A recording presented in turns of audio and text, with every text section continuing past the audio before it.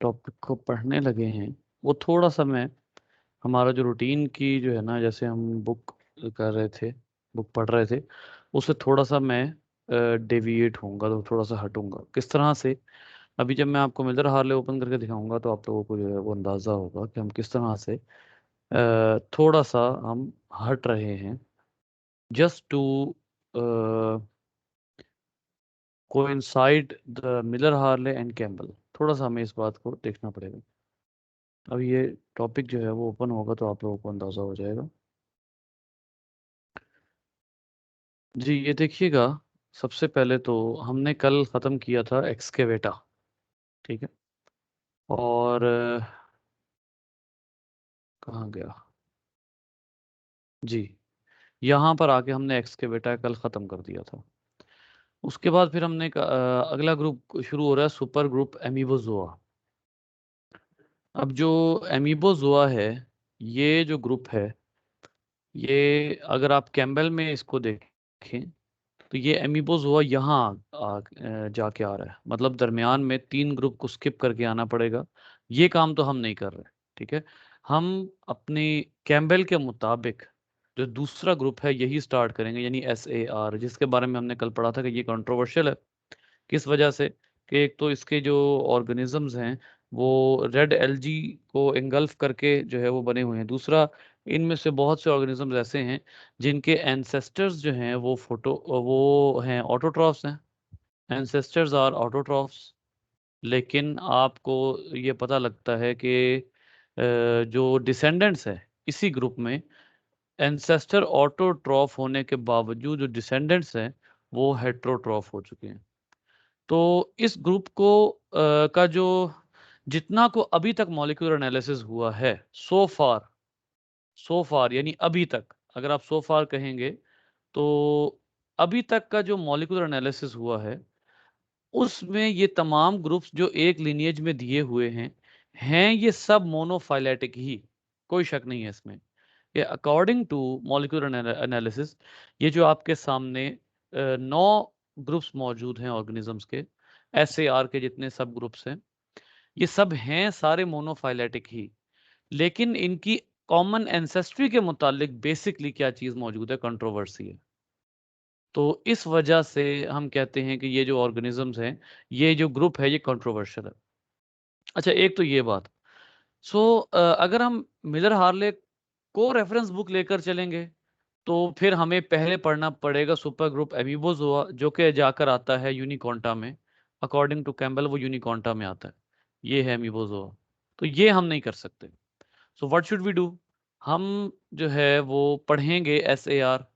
अब SAR में सबसे पहले जो ग्रुप मौजूद है वो है स्ट्रेमिनोपाइल्स। और स्ट्रेमिनोपाइल्स जो हैं ये वो ग्रुप है विच आर टोटली फोटोसिंथेटिक। हम फोटोसिंथेटिक ये ग्रुप बेसिकली है, ठीक है। उसके बाद 2 ग्रुप्स आगे और आ रहे हैं, एल्वियोलेट्स और राइजेरियंस। ये जो एल्वियोलेट्स और राइजेरियंस है इन पे अगर आप गौर करें तो ये दोनों ग्रुप्स डिस्कस हुए हुए हैं मिलर हार्ले में। दोनों दोनों मिलर हार्ले में डिस्कस हुए हुए हैं। यानी इसका मतलब ये है कि इनका ताल्लुक बेसिकली किसके साथ है? इनका ताल्लुक बेसिकली एनिमल लाइक प्रोटिस्ट के साथ भी। एल्वियोलेट की ही सब ब्रांच है। अगर मैं यहाँ से थोड़ा सा इरेज करूं तो आपके सामने यहाँ पर आ जाएगा कि डायनोफ्लैजेलेट्स जो हैं वो भी एल्वियोलेट की ही ब्रांच है। Let's change the colour of the pen. यहाँ पर देखिए, ये एल्वियोलेट्स हैं, उनमें डायनोफ्लैजेलेट है। ये भी मिलर हार्ले में डिस्कस हुआ हुआ है, एपिकम्प्लेक्सन भी डिस्कस हुआ हुआ है, सिलिएट भी डिस्कस हुआ हुआ है। फिर उसके बाद जो है वो राइजेरियंस। राइजेरियंस भी मिलर हार्ले में डिस्कस हुआ हुआ है। यानी ये दोनों ग्रुप जो है इनका ताल्लुक जो है वो एनिमल लाइक प्रोटिस्ट्स के साथ है, जो कि आप किसी जमाने में पढ़ते रहे हैं। मतलब ये कि प्रोटोजोआ।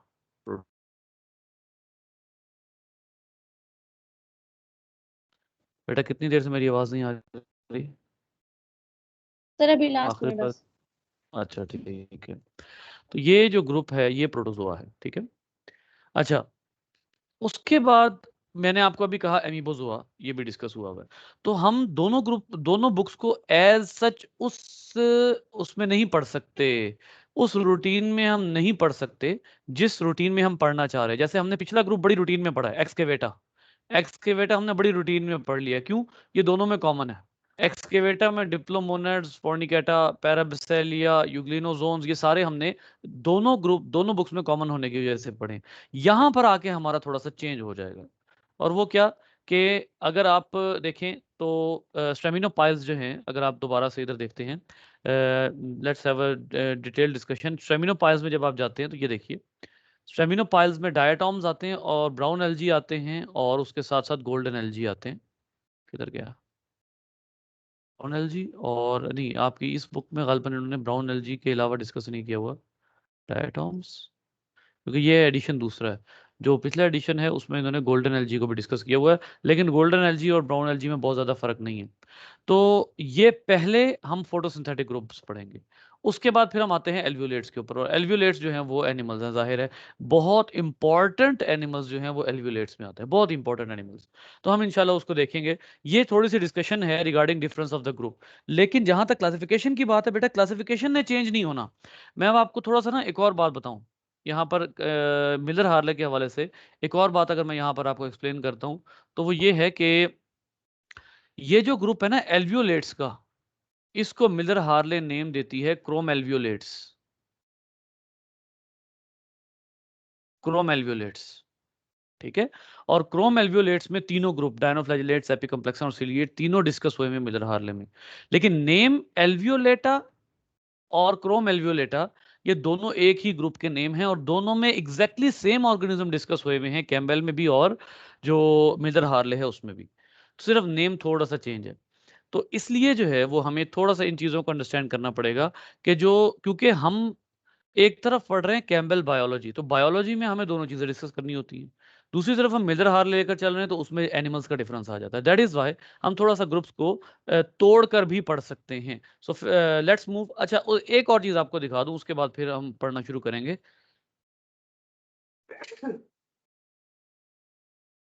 और वो ये है कि अगर आप गौर करें तो मिलर हार्ले में जो क्रोम एल्वियोलेट्स हैं वो लास्ट ग्रुप है। इस चैप्टर का लास्ट ग्रुप क्रोम एल्वियोलेट है, ठीक है। बिल्कुल वही ऑर्गेनिज्म डिस्कस हुए हुए हैं जो उधर हुए हुए हैं। यही यहाँ पर ये वाला लाइफ साइकिल मलेरिया का डिस्कस हुआ हुआ है, ठीक है। तो ये क्रोम एल्वियोलेटा, और उसके बाद ये चैप्टर खत्म हो जाता है। अच्छा, लेकिन अगर आप इसमें देखें, कैम्बेल में देखें, तो एल्वियोलेटा जल्दी आ जाता है, ठीक है। तो ये थोड़ा सा डिफरेंस आएगा। लेकिन एक बात मैं आपको बता दूं, ना तो एल्वियोलेटा के कैरेक्टर्स चेंज होंगे, चाहे एल्वियोलेटा बाद में डिस्कस हो रहा है मिलर में, चाहे एल्वियोलेटा पहले डिस्कस हो रहा है कैम्बेल में। ना तो इनके कैरेक्टर्स में कोई चेंज आएगा, ना इनकी एग्जाम्पल्स में कोई चेंज आ रहा है। सिर्फ क्या है, किसी एक बुक में किसी एक के बारे में थोड़ा सा ज्यादा एक्सप्लेन हुआ है, थोड़ा सा ज्यादा एक्सप्लेन हुआ हुआ है। जैसे मिलर हार्ले में जो मलेरिया का लाइफ साइकिल है वो बड़ा अच्छा एक्सप्लेन हुआ हुआ है, क्यों, डिटेल में ज्यादा है। लेकिन अगर आपने कम डिटेल में पढ़ना है तो कैम्बेल का तो बेहतरीन है, ठीक है। तो ये थोड़ा सा डिफरेंस आएगा इन दोनों में। अच्छा, अब चलते हैं बेटा स्ट्रेमिनोपाइल्स। कोई बहुत ज़्यादा अनोखी या यूनिक या जिसको हम कहते हैं मुश्किल बातें किसी में भी ग्रुप में नहीं है। सिर्फ और सिर्फ क्या है कि हमें जो चीज़ अंडरस्टैंड करनी है वो ये है कि हम जो अभी तक पढ़ते आ रहे हैं उसके मुताबिक जो हमारे क्लासिफिकेशन है वो कहाँ तक पहुँची है, ठीक है। तो वो एक दफ़ा फिर आज जो है वो क्लासिफिकेशन ड्रॉ करूँगा मैं, और उसके बाद फिर हम जो है वो मज़ीद आगे चलेंगे। ओहो, कितने पेजेस, 17 पेजेस भर लिए थे हमने। 15, 16, 17, 17, 18, 18 आ गया। अच्छा जी, यहाँ पर अब आप देखिए कि सबसे पहले हम जो वो जो डिफरेंस है हमारा, डिफरेंस कह रहा हूँ, वो जो क्लासिफिकेशन है उसको देख लेते हैं कि हमने 4 ग्रुप्स जो हैं वो पढ़ने हैं। एक हम पढ़ चुके हैं एक्सकेवेटा, ठीक है, इट इज़ डन। एक्सकेवेटा की अगर मैं फर्दर क्लासिफिकेशन करूँ तो वो भी मैं बनाता हूँ। दूसरा ग्रुप है SAR, ठीक है। अब SAR जो है, इसका कहीं जिक्र आपको नहीं मिलेगा मेजर हार्ले में। वाई? क्योंकि इस ग्रुप का वैसे ही हमने कहा था सर नेम कोई इतना वो है नहीं, मतलब कोई ऐसा सर नेम नहीं है SAR ग्रुप का। क्यों? क्योंकि ये स्ट्रेमिनोपाइल्स, एल्वियोलेट्स और राइजेरियंस के पहले पहले अल्फाबेट्स हैं। और ये कंट्रोवर्शियल होने की वजह से, क्योंकि ये ग्रुप, अभी मैंने थोड़ी देर पहले बताया कि मॉलिक्यूलर एनालिसिस के तौर पे तो ये मोनोफाइलेटिक है, लेकिन इनका जो कॉमन एंसेस्टर है वो नहीं सामने आ रहा। तो इस वजह से इस ग्रुप को कोई खास नाम नहीं दिया गया। फिर इसके बाद नेक्स्ट ग्रुप जो आना है वो हमने वो हमने मिलर में तो बिल्कुल ही नहीं पढ़ना, क्योंकि मिलर में वो ग्रुप नहीं आ सकता। लेकिन वो हमने पढ़ना है किसमें, कैम्बेल में, और वो कौन सा है, आर के प्लास्टिड। ये वो है जो प्योर फोटोसिंथेटिक ऑर्गेनिजम्स है, जिनमें एलजी भी आ जाते हैं, प्लांट्स भी आ जाते हैं। और फिर आखिरी ग्रुप जो हमने मिलर में भी पढ़ना है कुछ ना कुछ, और इसमें भी पढ़ना है, वो कौन सा है? वो यूनिकॉन्टा। ठीक है, इस वक्त हमारा जो मेन कंसर्न है, जो आज से हमारा शुरू हो रहा है, या यूं कह लीजिए कि कल से हमने थोड़ी सी डिस्कशन इसकी कर ली थी, वो था एसएआर। जहां तक हम पढ़ चुके हैं, let's have a look on that diversity. So we have studied the Excavata, the three major groups of Excavata. Number one were Fornicata, और the other name was डिप्लोमोनिड्स। और उसके बाद जो है फिर हमने कहा था कि दूसरा हमने पढ़ा था पैराबिसेलिया, और तीसरा हमने पढ़ा था यूग्लिनोजोन्स। और यूग्लिनोजोन्स में जो दो ग्रुप्स थे, एक को हमने कहा था काइनेटोप्लास्टिड, और दूसरे को हमने कहा था यूग्लेनिड्स, या जो है इसको हमने कहा था जूओफ्लैजिलेट्स, और इसको हमने कहा था फाइटोफ्लैजिलेट्स। ये अभी तक की टोटल क्लासिफिकेशन है जो हम पढ़ चुके हैं। हमारा मेन फोकस है SAR. So let's move on the this group SAR. बेटा एसएआर में आपको तीन बेसिक ग्रुप मिलेंगे। ये वो ग्रुप्स हैं जो कि इन ऑर्गेनिजम्स की मोनोफाइलेटिक लिनिएज और इनकी जो सिमिलैरिटीज और डिफरेंसेस हैं उनके बारे में हमें साथ साथ बताते रहते हैं। स्ट्रेमिनोपाइल्स हैं, फिर उसके बाद एल्वियोलेट्स हैं। ये एक मेजर ग्रुप है जिसके अंदर एनिमल्स हैं। और तीसरा ग्रुप जिसमें वंस अगेन एनिमल्स हैं, वो है राइजेरियंस, जिसके बारे में भी मैं थोड़ी देर पहले कहा कि ये मिलर हार्ले में जो दूसरे दोनों ग्रुप हैं वो डिस्कस हुए हैं, पहला ग्रुप डिस्कस नहीं हुआ हुआ। इसको आप अकॉर्डिंग टू मिलर हार्ले ये नाम भी देते हैं, क्रोम एल्वियोलेटा। अच्छा, ये अभी थोड़ी देर पहले बात हो गई थी। उसके बाद आइए स्ट्रेमिनोपाइल्स जो हैं, ये जो ऑर्गेनिजम्स हैं, इनके बारे में ये बात कही जाएगी सबसे पहले कि ये फोटोसिंथेटिक है या ऑटोट्रॉफ्स हैं। ठीक है, या इनमें हमें जो है वो कुछ मिक्सोट्रॉफ्स भी मिलते हैं, लेकिन मिक्सोट्रॉफ्स इनमें कम है। मिक्सोट्रॉफी जो है वो ज्यादा से ज्यादा एल्वियोलेट में एग्जिस्ट करती है, काफी ज्यादा एग्जिस्ट करती है। लेकिन जो स्ट्रेमिनोपाइल्स हैं उनमें मिक्सोट्रॉफी एग्जिस्ट इस तरह नहीं करती। यानी कि अगर मैं इसको मिटा भी देता हूं तो ये कोई गलत नहीं होगा, क्योंकि ये मिक्सोट्रॉफी यहाँ पर एग्जिस्ट नहीं कर रही। यहाँ पर फोटोसिंथेटिक ऑर्गेनिज्म है। कौन से? इस जमीन पर सबसे बड़ा ग्रुप जो मेरीन एनवायरनमेंट में आपकी फूड चेन बनाता है, डायटॉम्स, वो इस ग्रुप में। डायटॉम्स जो हैं ये वो ग्रुप है जिसका आप यूं कह सकते हैं कि जमीन के ऊपर होने वाली फोटोसिंथेसिस का बहुत बड़ा रोल जो है वो डायटॉम्स की तरफ से प्ले किया गया। ठीक है, अच्छा, ये हो गया एक ग्रुप। मैं अभी क्लासिफिकेशन बता रहा हूँ, उसके बाद एक एक करके इनके कैरेक्टर्स देखेंगे। उसके बाद देखिए, डायटॉम्स के बाद जो दूसरा ग्रुप आप उसमें डिस्कस करेंगे अकॉर्डिंग टू 12th एडिशन, वो ब्राउन एल्जी है, ब्राउन एल्जी। लेकिन अगर आप जो है वो कैम्बेल में क्लासिफिकेशन देखते हैं तो आपको साफ पता लगेगा कि यहाँ पर इन्होंने कुछ और एल्जी के नेम्स भी लिखे हुए हैं। फॉर एग्जांपल यहाँ इन्होंने वो भी लिखा होगा, हाँ, ये ओओमाइसीट्स भी लिखा हुआ है यहाँ पर। ठीक है, तो ओओमाइसीट्स क्या हैं और डायटॉम्स क्या है, ब्राउन एल्जी क्या है, ये हम सारे डिस्कस करेंगे। जो ओओमाइसीट है वो गालबन यहाँ पर वो भी डिस्कस नहीं हुआ हुआ उस तरह से। लेट मी सी, क्योंकि ये 12th एडिशन और 11th एडिशन में फ़र्क आ रहा है। जी, ये हुआ हुआ डिस्कस। ठीक है, तो इसको भी हम देखेंगे। ये कोई इतनी बहुत ज़्यादा जो है वो डिफ़िकल्ट चीज़ नहीं है, इसलिए इसको हम रीड करेंगे। और इसको हम एक और अंदाज से भी रीड करेंगे, वो मैं आपको बताऊंगा, वो मैं आपको दिखाऊंगा। हम एफएससी की बुक भी खोलेंगे इसमें, क्योंकि वहां पर भी ये बड़ा इंटरेस्टिंग है। तो तीसरा जो ग्रुप इन्हीं का डिसेंडेंट दिखाया हुआ है, आई थिंक मुझे ना अब ये करना पड़ेगा कि मुझे साथ साथ 12th एडिशन भी देखना पड़ेगा, क्योंकि यहाँ पर अब डिफरेंसेस क्लासिफिकेशन में, ये डिफरेंसेस जो हैं ये हम नहीं वो बियर कर सकते। बाकी ग्रुप्स में तो कर सकते थे, बाकी जो चैप्टर्स हमने पढ़े हैं उनमें तो हम ये डिफरेंस बियर कर सकते थे, चलो थोड़ा सा कॉन्सेप्ट का डिफरेंस आ रहा है। लेकिन क्लासिफिकेशन में हम ये डिफरेंस नहीं ला सकते, क्योंकि ये बहुत बड़ा डिफरेंस है। वो माई सीट बहुत बड़ा डिफरेंस है। और मुझे ये इसलिए ज़्यादा फील हो रहा है बिकॉज मैंने 11th एडिशन में से जब लेक्चर तैयार किया है तो वहाँ पर गोल्डन एलजी था, वो माई सीट नहीं था, जिसकी वजह से मैं वो माई सीट रीड नहीं कर सका। ठीक है, सो इस वजह से मुझे ज़्यादा फील हो रहा है कि मुझे अब 12th एडिशन भी देख लेना चाहिए, या at least I should have purchase the 12th edition. तो खैर वो देख लेते हैं। अच्छा, ये तीन इसके डिसेंडेंट्स हैं। अब ये एक और बात पे गौर कीजिए, यहाँ पर अब एक और बात का डिफरेंस आ रहा है। अगर आपको यहाँ पर फोटोसिंथेसिस हटानी पड़ेगी, अगर मैं यहाँ पर फोटोसिंथेसिस की बात करूंगा तो ये काम खराब हो जाएगा, क्योंकि यहाँ पर आपको बोथ मोड्स ऑफ न्यूट्रिशन यहाँ पर आपको मिल रहे हैं। कौन कौन से? आपको ऑटोट्रॉफिक भी मिल रहा है और हेट्रोट्रॉफिक भी मिल रहा है, which is strange. Definitely this is strange. Why?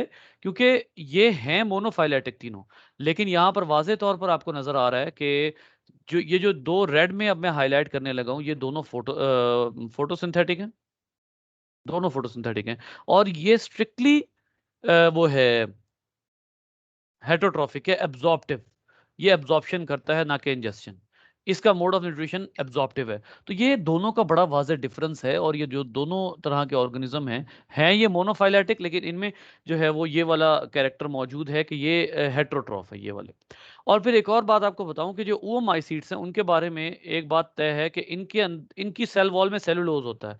हालांकि आपको पता है कि ओओमाइसीट्स जो हैं, इसका नेम का मतलब क्या है? वैसे तो कोई मुश्किल नहीं है। वो मींस एग। माइसिन, माइसीट वर्ड निकला है माइकोलॉजी से या माइको से, और माइको का मतलब होता है fungi. This is a fungi like protist, वो माइसीट। ये फंजाई लाइक प्रोटिस्ट है। और फंजाई में ऑब्वियसली कौन सा मोड ऑफ न्यूट्रिशन होता है? एब्जॉर्प्टिव। इस वजह से इसको माइसीट कहा गया। लेकिन हैरानी की बात यह है कि फंजाई की सेल वॉल जो होती है उसमें जो सबसे मेजर और कंप्लीट और सबसे हार्ड मॉलिक्यूल होता है वो काइटिन होता है, लेकिन इसकी सेल वॉल में सेल्यूलोज है, विच इज अनदर थिंग, जिसकी वजह से आप इसको क्या कह देते हैं, इसको आप इन्हीं के ग्रुप में शामिल करते हैं। अच्छा, फिर एक और बात, मैं अब आपको एक और चीज यहां पर साथ साथ बता देता हूं ताकि आप लोगों को जो है वो ये परेशानी ना हो। जैसे मैंने अभी कहा कि वो माइसीट्स में सेल्यूलोज मौजूद है, जो कि प्लांट का फीचर है। वो माइसीट एक और लिहाज से प्लांट से बहुत मिलते हैं, बिकॉज दे लैक सेंट्रियोल्स। अब इनमें सेंट्रियोल्स नहीं होते। आपको यहां से ये बात पता लग जानी चाहिए कि बेसिकली यहां पर फर्क किस चीज का आ रहा है। मुझे कोई बताएगा कि दोनों में फर्क किस चीज का आ रहा है जिसकी वजह से आप इसको फंजाई लाइक कह रही हैं? या हुआ क्या होगा evolution, during the course of evolution क्या हुआ होगा कि ये तीनों मोनोफाइलेटिक हैं, लेकिन उसके बावजूद ये एब्जॉर्प्टिव हैं, बाकी दोनों ऑटोट्रॉफिक हैं? क्या हुआ होगा?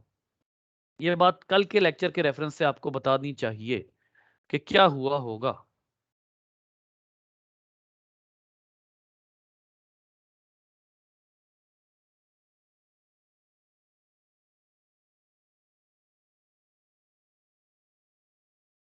कल मैंने माइटोकॉन्ड्रिया के हवाले से कुछ बताया था आप लोगों को कि mitochondria during the course of evolution क्या हुआ उसके साथ।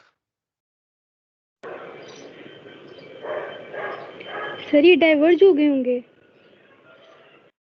जी शाबाश, दोनों का आंसर बिल्कुल ठीक है, डाइवर्जेंस हुई है। और बेसिकली डाइवर्ज किस तरह से हुआ है कि जिस तरह हमने पहले कहा था कि माइटोकॉन्ड्रिया वो जो ग्रुप है जिसमें जो ए माइटोकॉन्ड्रिएट हो गए थे, ये परसों से बात चल रही है, ए माइटोकॉन्ड्रिएट हो गए थे जिनमें माइटोकॉन्ड्रिया रिड्यूस हो गया था, उन्होंने क्या करना शुरू कर दिया था? Anaerobic break down of energy molecule शुरू कर दिया था, माइटोकॉन्ड्रिया को यूज नहीं कर रहे थे। बिल्कुल ऐसे ही वो माइसीट के बाकी तमाम फीचर्स जो हैं, जैसे लैक सेंट्रियोल्स हैं और सेलुलोज इनकी सेल वॉल में है, तो वो माइसीट जो हैं अगरचे उनका मोड ऑफ न्यूट्रिशन एब्जॉर्प्टिव है, लेकिन उसकी वजह सिर्फ और सिर्फ ये है कि during the course of evolution ये डाइवर्ज हो गए। किस तरह से? कि दे लॉस्ट द क्लोरोप्लास्ट या लॉस्ट द साइनोबैक्टीरियम। मैंने काफी कुछ इसी ग्रुप के बारे में बता दिया, अगरचे मेरा ये टारगेट था नहीं। They lost their cyanobacterium. वो जो साइनोबैक्टीरियम इनके अंदर हैंडो सिम्बायोसिस के जरिए आया था इनके एंसेस्टर्स में, वो साइनोबैक्टीरियम यहां से लूज हो गया। तो ये जो है वो एक बड़ी हैरानी की बात है, लेकिन ये तब हैरानी की बात नहीं रहती जब आप इनसे पिछले ग्रुप में देखते हैं कि कुछ ग्रुप माइटोकॉन्ड्रिया होने के बावजूद ए माइटोकॉन्ड्रिएट हो गए थे। तो ये मतलब आप अंदाजा करें कि इतना कुछ पता लगने के बाद ये बात वैलिड लगती है कि साइंटिस्ट बेचारे क्या करते अगर वो प्रोटिस्टा को ऑब्सोलीट ना करते, अगर वो प्रोटिस्टा को, किंगडम प्रोटिस्टा को तहलील ना करते ना, तो वाकई में ऐसा होता कि परेशानी होती साइंटिस्ट को बहुत ज्यादा। तो इस वजह से ये जो जितने भी साइंटिस्ट्स हैं इन्होंने क्या किया, इन्होंने इसको जो है वो ऑब्सोलीट कर दिया। ठीक है कि अब अगर आप एफएससी की बुक देखें ना, मैं वैसे तो ओपन कर लेता हूँ साथ, ताकि हमें साथ साथ आइडिया भी हो जाए कि बेसिकली यहाँ पे एक और चीज़ जो है वो कंसिडर करने वाली है।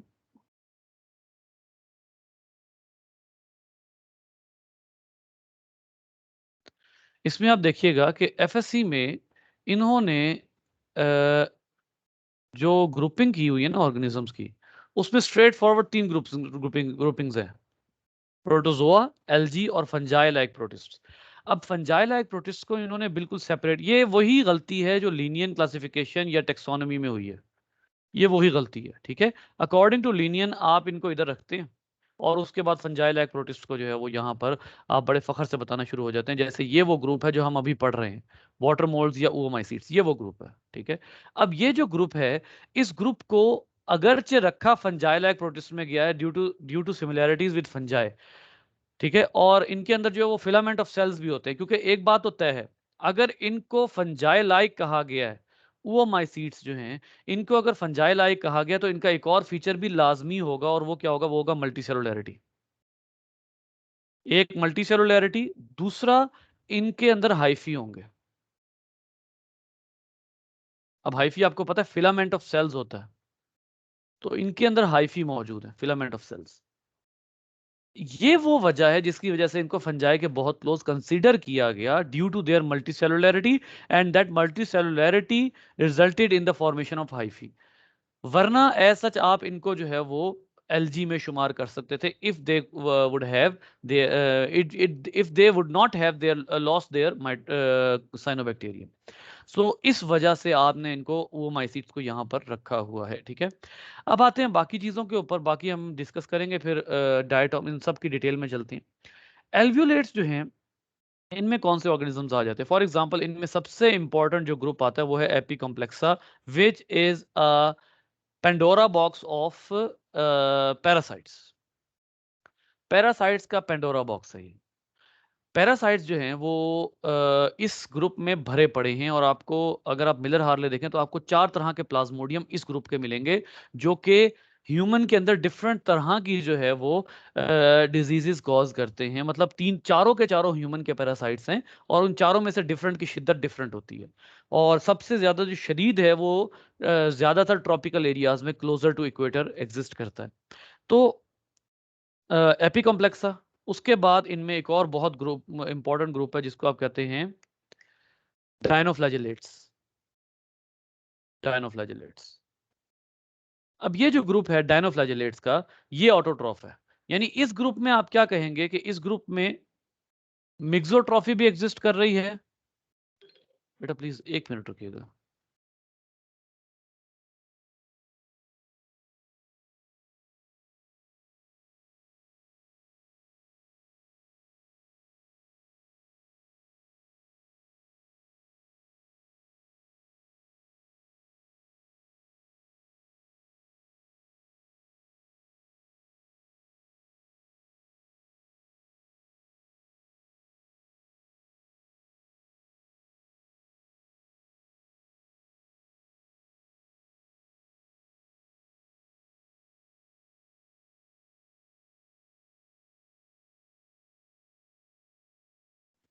बेटा सॉरी, सिर्फ 2 मिनट दीजिएगा मुझे प्लीज।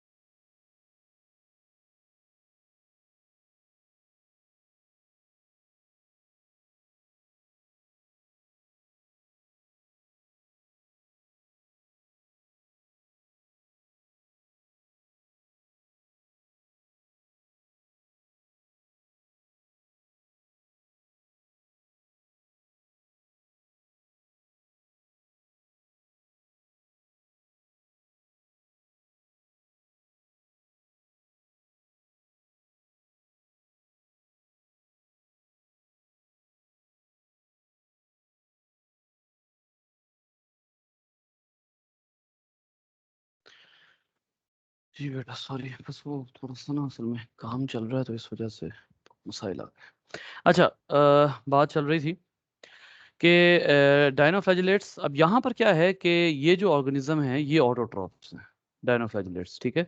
इनमें ऑटोट्रॉफी भी एग्जिस्ट करती है और इनमें मिक्सोट्रॉफी भी एग्जिस्ट करती है, दोनों इधर एग्जिस्ट करते हैं। और जो एपिकम्प्लेक्सन्स हैं ये प्योरली वो हैं, हेटरोट्रॉफ्स हैं, ये इंजेस्टिव हैं, ठीक है, एनिमल लाइक हैं। फिर इसी तरीके से जब आप देखते हैं एल्वियोलेट्स का तीसरा ग्रुप, वो है कौन सा था, सिलिएट्स। ये भी प्योरली एनिमल्स हैं, ये इनमें पैरासाइट्स भी हैं, कॉलोनियल भी हैं, इनमें जो है वो फ्री लिविंग भी है। फिर आखिरी ग्रुप आता है राइजेरियंस का। ये ग्रुप जो है ये भी एनिमल्स हैं, ठीक है। अगर आप कैम्बल में देखते हैं यहाँ पर जो बनी हुई है क्लासिफिकेशन, उसको देखते हैं तो ये आपके सामने ये देखिए, राइजेरियंस, रेडियोलेरियंस, फॉरम्स और सर्कोजोन्स, ठीक है। ये जो ऑर्गेनिजम्स हैं ये भी सारे के सारे एनिमल्स ही हैं। तो कहने से मुराद ये है कि एक इंतहाई डाइवर्स ग्रुप है। एसएआर में सबसे ज्यादा डिवीजन जो है वो आपको नजर आएगी, सबसे ज्यादा डाइवर्सिटी आपको यहाँ पर नजर आएगी। फिर अब इधर दोबारा अगर हम जाएं डायनोफ्लैजिलेट्स पे दोबारा से, तो इस ग्रुप में जब आप देखते हैं तो, सॉरी, डायटॉम्स पे, तो डायटॉम्स जो हैं, एक तो सबसे पहली बात यह है कि स्ट्रेमिनोपाइल्स की रीजन ऑफ नेम यहाँ पर लिखा हुआ है। इनके पास एक फ्लैजेला होता है, कैरेक्टरिस्टिक फ्लैजेलम होता है, which has numerous fine hair like projection. ये देखिए, ये वो फ्लैजेला है जिसकी वजह से इस ग्रुप का नाम रखा गया स्ट्रेमिनोपाइल्स। स्ट्रेमिनो का मतलब होता है स्ट्रेमिनो का मतलब होता है हेरी, ठीक है। और ये, सॉरी,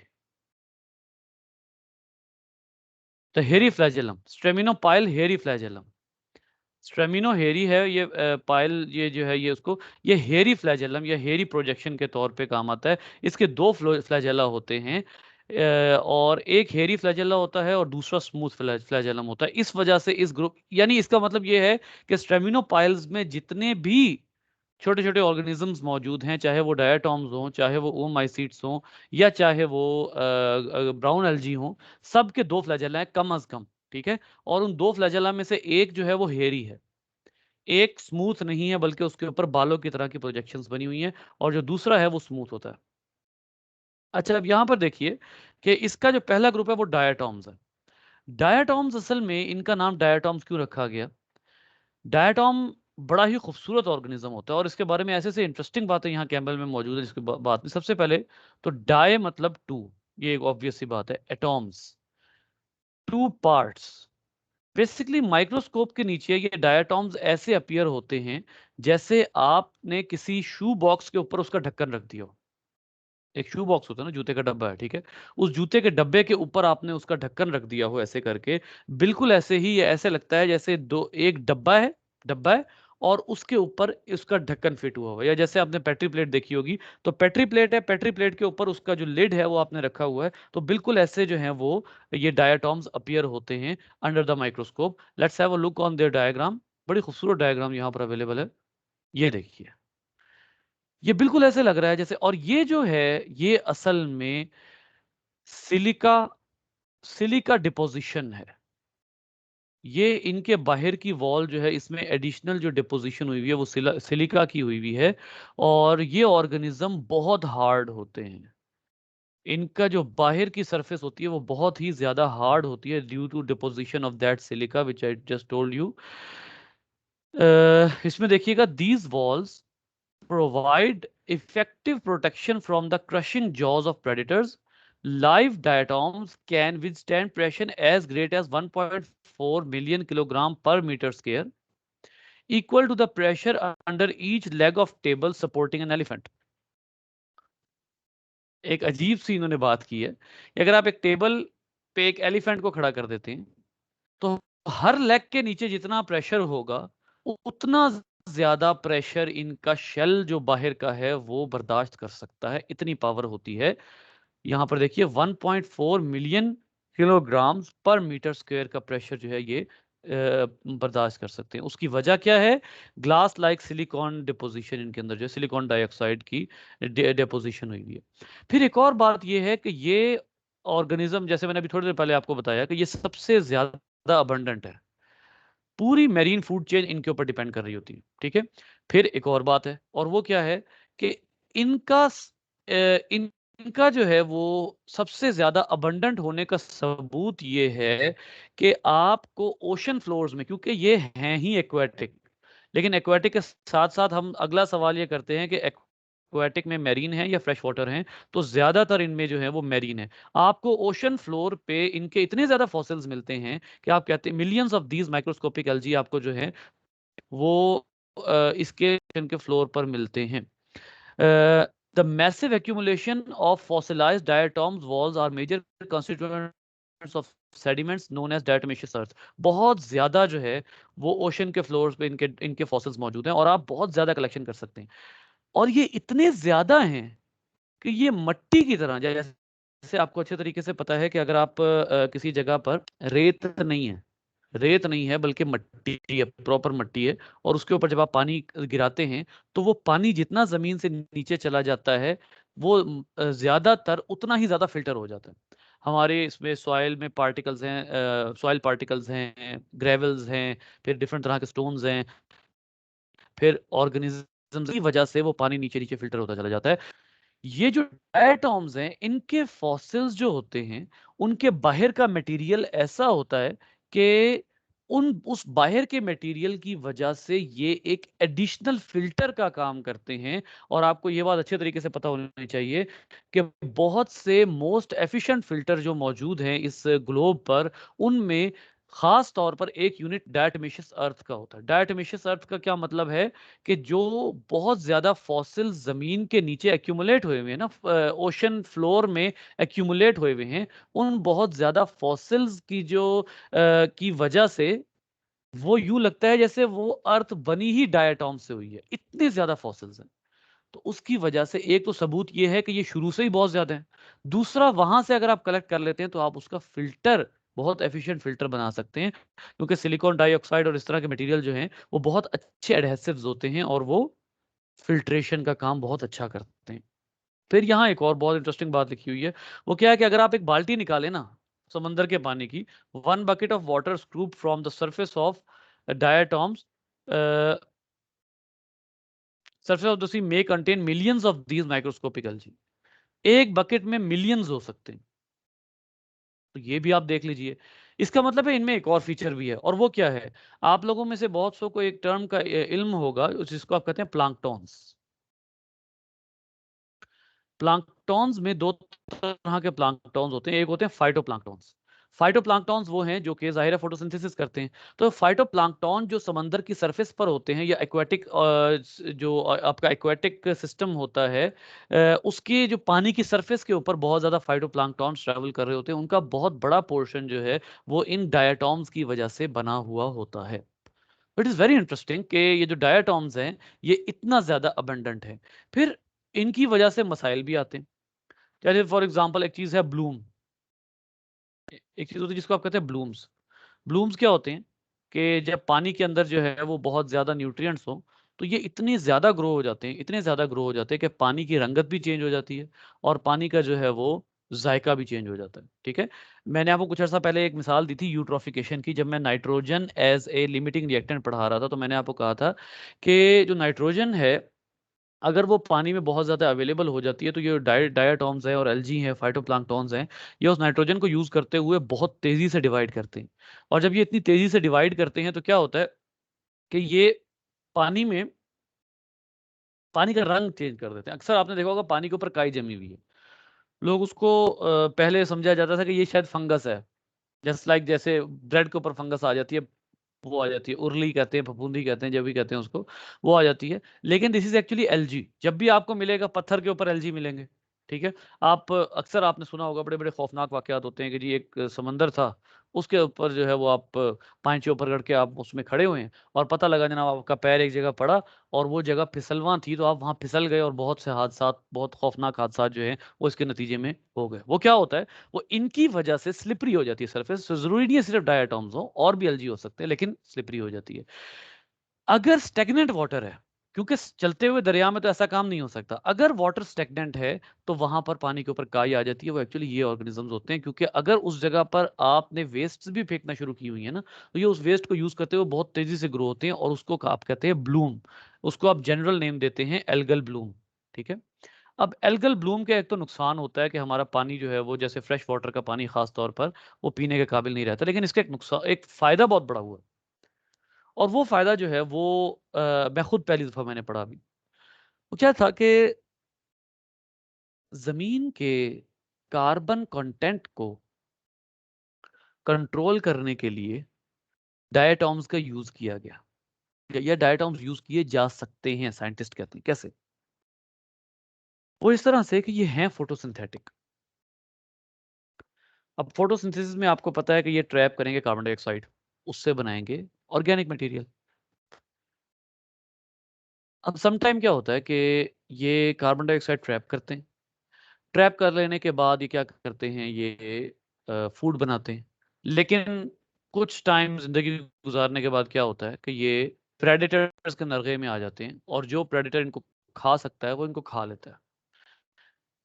यहां तक आपको मेरी बात समझ आ जानी चाहिए, ठीक है? कि जी इन्होंने ऑर्गेनिक मटेरियल बनाया हुआ था, लेकिन क्या हुआ कि प्रेडेटर ने इनको खा लिया, और वो ऑर्गेनिक मटेरियल प्रेडेटर के यूज में आ गया। लेकिन जब ब्लूम हुआ होता है, ब्लूम, इस वक्त एल्गल ब्लूम हुआ हुआ होता है। आप में से अगर किसी को थोड़ी सी मुश्किल हो रही है, so let's have a look at algal Bloom, तो आप लोगों को समझ आ जाएगी कि ये एल्गल ब्लूम चीज क्या है। ये देखिए, ये तमाम, ये जो जितना भी रंग आपको नजर आ रहा है डिफरेंट तरह का, ये तमाम एल्गल ब्लूम्स है। ये देखिए, ये वाला, ये वाला, ठीक है, ये पानी का रंग, ये ये तमाम, ये एल्गल ब्लूम्स है। अच्छा, ब्लूम्स के केस में क्या होता है? ब्लूम्स के केस में होता ये है कि ये पानी की जो है वो जायका, रंगत चेंज करने की वजह से जो नीचे एग्जिस्ट करने वाले ऑर्गेनिज्म होते हैं उनके लिए खतरा बन जाते हैं। इसकी वजह से जो नीचे ऑर्गेनिज्म एग्जिस्ट कर रहे होते हैं उनमें से बहुत सौ की डेथ हो जाती है। एडवांटेज क्या होता है? जब एल्गल ब्लूम होता है ना, तो बहुत से डायटॉम्स प्रेडेटर से बच जाते हैं। दोबारा सुनिए, पहले हमने क्या कहा था कि डायटॉम प्रेडेटर के नरगे में आ जाते हैं, प्रेडेटर इनको खा जाते हैं, और जब प्रेडेटर इनको खा के खत्म कर लेते हैं तो फिर ये जाया हो जाते हैं, मतलब ये कि हमारे काम के नहीं है। लेकिन ब्लूम में क्या होता है, ये इतने ज्यादा होते हैं कि बहुत से डायटॉम्स प्रेडेटर्स के नरगे में आने से बच जाते हैं। अब क्या होता है? अब होता यह है कि जब ये अपनी नेचुरल डेथ मरते हैं ना, तो इनको समंदरों की तहों में जाने में तकरीबन सदियां लग जाती हैं। अपने बाहर के मटेरियल की वजह से, अपना जो इनका सिलिकॉन डाइऑक्साइड का मटेरियल है ना, उसकी वजह से इनको तहों में जाने में, समंदर की तह में जाने में सेंचुरीज लग जाती हैं, डेकेड्स लग जाते हैं, सेंचुरीज लग जाती हैं। इससे क्या होता है? इससे होता यह है, अब आपको ये बात बहुत इस तरीके से पता है कि जब तक ये सरफेस पे रहेंगे या ये डूबने में देर लगाएंगे, तब तक ये डिकम्पोज नहीं हो सकते। ब्लूम आई, ब्लूम आने के बाद क्या हुआ कि जो ये प्रेडेटर से बच गए। अच्छा, प्रेडेटर से बच गए, उसके बाद क्या हुआ? अपनी मौत आप मर गए। अब जब तक ये ओशन फ्लोर पे नहीं जाएंगे, समंदर की तह में नहीं जाएंगे, ये क्या नहीं हो सकते, ये डिकम्पोज नहीं हो सकते। इसका मतलब है जो ऑर्गेनिक, जो कार्बन इन्होंने फिक्स की थी अपने अंदर, वो कार्बन इनके अंदर रह गई, वो कार्बन इनके अंदर लॉक हो गई। जो अभी कुछ अर्सा पहले मैंने आपको बताया था कि न्यूट्रिएंट साइक्लिंग में एक चीज़ बड़ी ज़रूरी होती है, और वो क्या होती है कि बैक्टीरिया ऑर्गेनिक मटेरियल को डिकम्पोज करके उसमें से जो मेन मिनरल्स होते हैं उनको उनको अनलॉक करते हैं। वो जो लॉक हुए हुए होते हैं उनको अनलॉक कर देते हैं। ठीक है। अब ये जो डायटॉम्स होते हैं, ये क्या करते हैं, ये मरने के बाद ये जो है वो उस कार्बन को लॉक करने का बायस बनते हैं। इस जराए से साइंटिस्ट ये कहते हैं कि अगर हमने जमीन का कार्बन कंटेंट कंट्रोल करना है, तो हम ये स्ट्रेटजी लगा सकते हैं कि हम किसी जगह पर अल्गल ब्लूम को प्रोमोट करें, उनको न्यूट्रिएंट्स दें, ज्यादा से ज्यादा डायटॉम्स जो है वो अपने अंदर कार्बन डिपॉजिट करें, और जब वो मर जाएंगे तो वो तह में चले जाएंगे। जितनी देर उनको लगेगी तह में जाने में, उतनी देर तक कार्बन उनके अंदर लॉक्ड रहेगी। और जब कार्बन उनके अंदर लॉक्ड रहेगी तो हमारे पास जो कार्बन कंटेंट है वो कंट्रोल्ड रहेगा। तो ये एक आइडिया साइंटिस्ट देते हैं, और ये जमीन की, अब इसको एक और एंगल से देखें कि जमीन पर कार्बन कंटेंट को अभी तक कंट्रोल करने वाले ये हैं। क्यों कहते हैं दरअसल ज्यादा से ज्यादा लगाएं? मैंने अभी कुछ अर्सा पहले एक बात की थी, मैंने कहा था कि जमीन का जो ऑक्सीजन कंटेंट है वो 80% फाइटोप्लैंक्टॉन्स की वजह से, ये मैंने आपको बात बताई थी। तो फिर सवाल ये आता है कि प्लांट्स का क्या फायदा? प्लांट्स का एक फायदा ये है कि प्लांट्स खास तौर पे जो पेरेनियल होते हैं, जो सदाबहार होते हैं, वो फोटोसिंथेसिस करके ऑर्गेनिक मटेरियल यानी कार्बन को ट्रैप कर लेते हैं, लॉक कर लेते हैं। उससे क्या होता है, आपका कार्बन कंटेंट कंट्रोल हो जाता है। यही फिनोमिना इनके अंदर भी हो सकता है। तो साइंटिस्ट ये सजेस्ट कर रहे हैं कि इस तरीके से ये काम हम कर सकते हैं। ठीक है, सो यहाँ पर ये इस पैराग्राफ में सारी यही बात की हुई है। So this is all about the diatoms. अच्छा जी बेटा, यहाँ तक कोई कुछ सवाल है तो बताइए।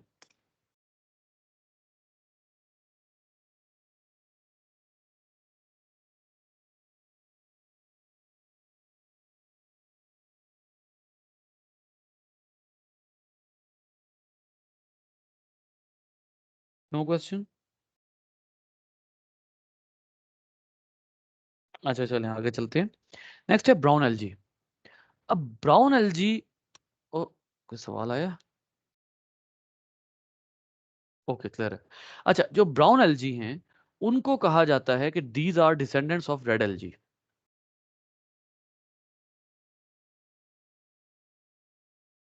These are the descendants of red algae. अब आपको रेड एल्जी का अच्छे तरीके से पता है कि red algae were the result of primary endosymbiosis, और फिर इनको ब्राउन एल्जी ने, वंस अगेन ब्राउन एल्जी के किसी सेल ने इनको एंगल्फ किया, तो सेकेंडरी एंडोसिम्बायोसिस जो है वो हो गई।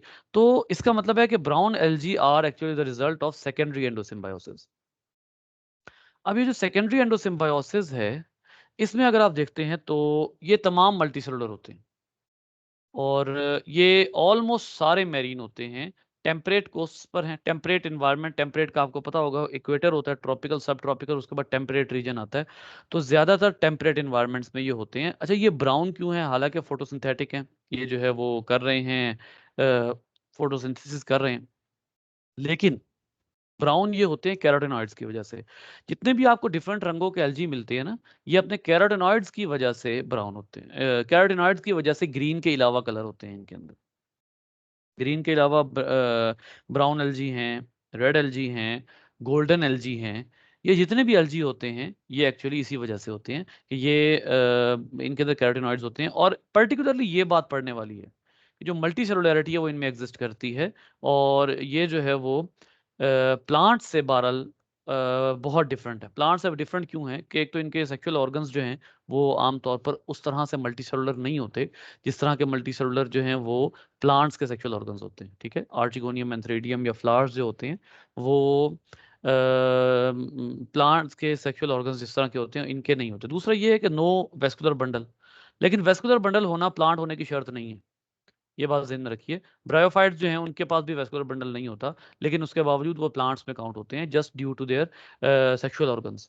तो इनके पास जो सेक्सुअल ऑर्गन्स होते हैं वो प्लांट्स जैसे नहीं होते, तो इस वजह से भी इनको सेपरेट किया गया। लेकिन असल में सेपरेशन की वजह क्या है, इनको प्लांट्स के साथ क्यों नहीं रखा गया, वो फाइलोजेनेटिक कंसिडरेशन है। फाइलोजेनेटिक जो मॉलिक्यूलर एनालिसिस है वो है। ठीक है, यानी हम बेसिकली इस वक्त जो फोकस किए हुए हैं वो फाइलोजेनेटिक एनालिसिस है ना, फाइलोजेनेटिक एवोल्यूशन है। तो उसकी वजह से भी इनको प्लांट से क्लोज नहीं रखा गया, सीधी सी बात है। मतलब अगर आपसे कोई नॉन टेक्सोनॉमिकली पूछता है, या यूं कह ले कि नॉन लीनियर क्लासिफिकेशन के अकॉर्डिंगली पूछता है, तो आप स्ट्रेट फॉरवर्ड कह सकते हैं कि प्लांट्स का और इनका एंसेस्टर कॉमन नहीं है, लिहाजा इनको प्लांट्स के साथ प्लेस नहीं किया जाता। ये मल्टीसेलुलर होते हैं, और खास तौर पर इनके पास रूट की तरह के होल्ड फास्ट होते हैं। होल्ड फास्ट का क्या मतलब है कि ये जमीन के में गाड़े रखेंगे इनको, रूट की तरह के। और इसी तरीके से स्टेम लाइक टाइप्स होते हैं, बड़ी बड़ी शाखें होती है स्टेम लाइक, और लीफ लाइक ब्लेड्स होते हैं। ठीक है, और ट्रू टिश्यूज नहीं होते इनके पास, कुछ ना कुछ टिश्यूज तो मौजूद हैं कुछ ना कुछ टिश्यूज तो किसी ना किसी हद तक टिश्यू ऑर्गेनाइजेशन है इनके अंदर। आप ये नहीं कह सकते टिश्यू नहीं है, क्योंकि अगर इनके अंदर टिश्यू ना होता है तो ये मल्टी सेलुलर नहीं हो सकते। लेकिन इनके अंदर उस तरह के टिश्यूज नहीं हैं जिस तरह के प्लांट्स में है, लेकिन बहरहाल किसी न किसी हद तक टिश्यूज मौजूद हैं। रूट लाइक होल्ड फास्ट है जो जमीन में गाड़े रखेगा, एंकरिंग करेगा। स्टाइप्स है जो कि स्टेम की तरह का है, और ब्लेड्स है जो लीफ की तरह के है। सबसे बड़ी जो मजेदार बात है वो ये है कि ये देखिए, ये होल्ड फास्ट है, ये होल्ड फास्ट है, ये इनका स्टाइप है और ये इनके ब्लेड्स हैं। और सबसे मजेदार बात क्या है कि ये कई कई फुट तक ग्रो हो सकते हैं। यहां पर मैं आपको अगर बताऊं, एक यहां पर लिखा हुआ है सेंटेंस, जी ये देखिए, giant brown algae known as kelps that live in deep water, such floats in their blades, which are attached to stipes that can rise as much as 60 meter from the sea floor, more than half the length of football field. अब आप ये देखिए, ये भी एक बड़ी जबरदस्त diagram है यहाँ पर, इसको देखिएगा। लेकिन आप गौर करें कि ये समंदर की तह से 60 मीटर ऊपर तक जो है, ये इनके जो स्टाइप्स होते हैं ये इनको सपोर्ट कर सकते हैं। ये फिर ऐसे कैसे जो है वो हो सकता है कि ये समंदर की तह से 60 मीटर तक सपोर्ट हो जाए, जबकि इनके इनके पास वेस्कुलर बंडल नहीं है। आपको पता है कि वो तमाम प्लांट्स जो जमीन में आप बो दें, लेकिन वो 2-3 फुट से ऊपर ना जा सके, उसकी उसकी सबसे बड़ी वजह ये होती है कि उनके अंदर वेस्कुलर बंडल नहीं होते और वो हवा से वो लेट जाते हैं जमीन, जैसे गंदम है। ठीक है, जैसे बाकी गंदम तो खैर इसमें नहीं आएगी, गंदम की एग्जाम्पल इस तरह कह सकता हूँ कि वो हवा से इस तरह बिछ जाती है जमीन के ऊपर। तो उनके अंदर खास तौर पर वो नहीं होते, सेकेंडरी वॉल नहीं होती, वो तमाम बातें अलग हैं। लेकिन खास तौर पर ये ये ऑर्गेनिज्म जिनमें दूर दूर तक प्लांट लाइक सपोर्ट नहीं मौजूद, इन ऑर्गेनिजम्स के अंदर ये फीचर क्या है, ये समंदर की तह से 60 मीटर ऊपर तक जो है वो ग्रो हो सकते हैं। उसके वजह इनके अंदर मौजूद गैस बबल्स होते हैं, इनके मौजूद होते हैं gas bubbles. Some brown algae accomplish this task with the gas filled bubble shaped floats. इनके टिश्यूज के अंदर गैस फिल्ड वेसिकल्स होती हैं, जिसके जरिए अब आपको पता है कि गैस फिल्ड जो भी चीज होगी वो ऊपर आ जाएगी। तो इनके अंदर ये सपोर्ट जो है वो गैस फिलिंग की वजह से होती है। एक एक्सट्रीम कमाल किस्म का कैरेक्टर है जो कि मैंने और किसी में नहीं देखा। तो ये जो है वो इस तरह से अपने आप को जमीन से अगेंस्ट सपोर्ट करते हैं। तो इसी तरीके से ये बहुत बड़ा जरिया है, क्योंकि इनको सीवीड कहा जाता है। एक और बात मैं आपको बताऊं कि यहाँ पर एक बड़ा वाज़ेह नाम लिखा हुआ है, सीवीड। और ये प्रोटीन का इंतहाई रिच सोर्स है। बहुत बड़े पैमाने पर इनको फूड का हिस्सा बनाया जाता है मुख्तलिफ ममालिक में, क्योंकि ये प्रोटीन का और कार्बोहाइड्रेट का बहुत रिच सोर्स है। इनको सीवीड्स इसीलिए कहा जाता है। ठीक है, तो अच्छा, उसके बाद जो है वो इनका ये जो सबसे ज्यादा खाया जाता है वो लेमिनेरिया है। कॉम्बू इसको कहा जाता है जापानीज में, और इसको सूप में यूज किया जाता है आमतौर पर। ये जो है वो उसकी पिक्चर है ब्राउन एल्गी यानी केल्प की। जो जो बड़े बड़े होते हैं जिनको खाया जा सकता है उनको केल्प कहते हैं। तो ये बहुत बड़े पैमाने पर इस्तेमाल की जाती है।